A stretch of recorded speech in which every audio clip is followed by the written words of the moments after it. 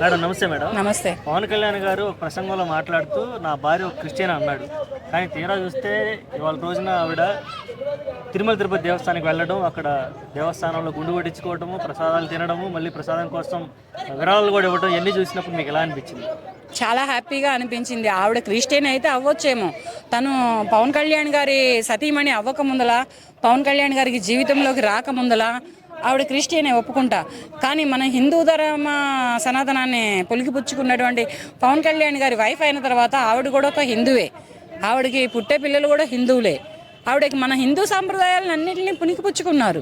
పుణికిపుచ్చుకోవడమే కాకుండా తన బిడ్డని కాపాడమని దేవుణ్ణి, మన లార్డ్ వెంకటేశ్వరిని కోరుకోవడమే కాకుండా అతనికి తలనీలాలను సమర్పించుకొని అక్కడ భోజనానికి కానీ లేదంటే అటువంటి గుడి దేవస్థానానికే కానీ దేనికైనా కానీ 17 లక్షలు డొనేట్ చేయడం అంటే చాలా గ్రేట్ అయిన విషయం. అది చాలా చెప్పుకోతగ్గ విషయం. చాలామంది ఉన్నారు, నాస్తికులు ఉన్నారు, దేవుడిని కొలవని వాళ్ళు ఉన్నారు.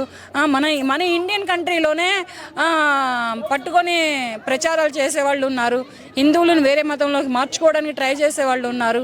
మన హిందూ ధర్మంలోనే మన హిందువులే ఉంటూ కూడా దేవుడిని కొలవకుండా, దేవుడు అంటే నమ్మకుండా, దేవుడు లేడు అంటూ ఉన్నటువంటి నాస్తికులు ఉన్నారు. అటువంటి వాళ్ళు కూడా ఉన్నటువంటి మన ఇండియన్ కంట్రీలో వేరే కంట్రీ నుంచి ఒక మహిళ వచ్చి హిందూ సాంప్రదాయ పరంగా వస్త్రాలు ధరించి, హిందూ సాంప్రదాయ పరంగా కట్టుబొట్టు ధరించి ఆడవాళ్ళు సామాన్యంగా జుట్టును లైక్ చేస్తారు. వాళ్ళకి జుట్టు లేకపోతే చాలా అసహ్యంగా ఉంటారు. అటువంటిది ఈ అన్నా మేడం గారు జుట్టు లేకపోయినా కానీ చాలా అందంగా ఉన్నారు. బట్ చాలా గ్లామర్గా కనిపించారు. ఈవిడికి ఒక రకంగా చెప్పాలి అంటే కొంచెం చేయెత్తి నమస్కరించాలి. ఒక మాతృమూర్తిగా, ఒక మహిళగా తన బిడ్డను కాపాడమని చెప్పి దేవుడిని కోరుకొని, దేవుడికి తలనీలాలు సమర్పించుకొని, డబ్బుని సమర్పించుకున్న ఒక ఇంటి కోడలిగా, ఒక భార్యకు భర్తగా, పిల్లలకి తల్లిగా, కొన్నిదెల వారి ఇంటి వంశ వారసత్వాన్ని తను కాపాడుకున్నారన్నమాట. మనదేదో దేశంలో, మనదేదో ఊర్లే, మన పెట్టమనుకుంటే చాలే అనుకోలేదు ఆవిడ. కానీ ఇక్కడ ఏంటంటే తన భర్త అయినటువంటి పవన్ కళ్యాణ్ గారు హిందూ సనాతన ధర్మాన్ని భుజాన మోస్తూ తన నెత్తి మీద పెట్టుకొని కొలుస్తున్నటువంటి పవన్ కళ్యాణ్ గారికి వైఫ్గా వచ్చి చాలా అదృష్టాన్ని తీసుకొచ్చారు వాళ్ళు. చాలా అదృష్టం కూడా ఆమె మోస్తుంది ముందల. అటువంటి మహిళకి మరొకసారి నేను హ్యాట్స్ ఆఫ్ చెప్పుకుంటున్నాను.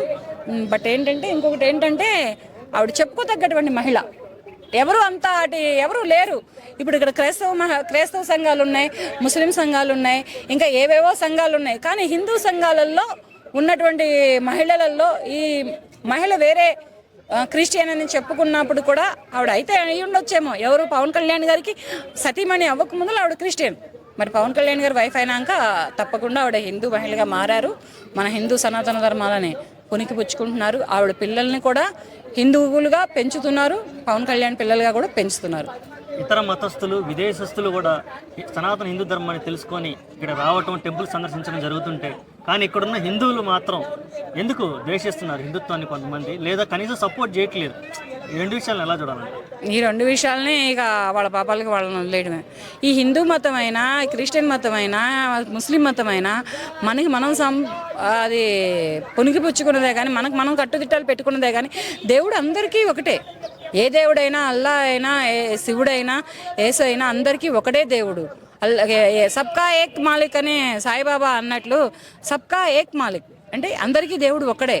నువ్వు ఏ పువ్వుతో పూజించినా నేను పలుకుతా, నువ్వు ఎలా పిలిచినా పలుకుతా, వాసనలు వేరైన వర్ణాలు ఒకటే అని చెప్పినట్లుగానే ఇటువంటి ఉన్నారు. కొంతమంది మూర్ఖులు ఉన్నారు, కొంతమంది సాడిస్టులు ఉన్నారు, దేవుళ్ళ పట్ల ఉన్నటువంటి కొంతమంది మూర్ఖులు ఉన్నారు, కొంతమంది పనికిరాని వాళ్ళు ఉన్నారు. ఇటువంటి వాళ్ళతోటి పోల్చుకుంటే ఈవిడ ఒక లెక్కలో మరి చాలా చెప్పుకోతగినటువంటి మహిళ అన్నమాట.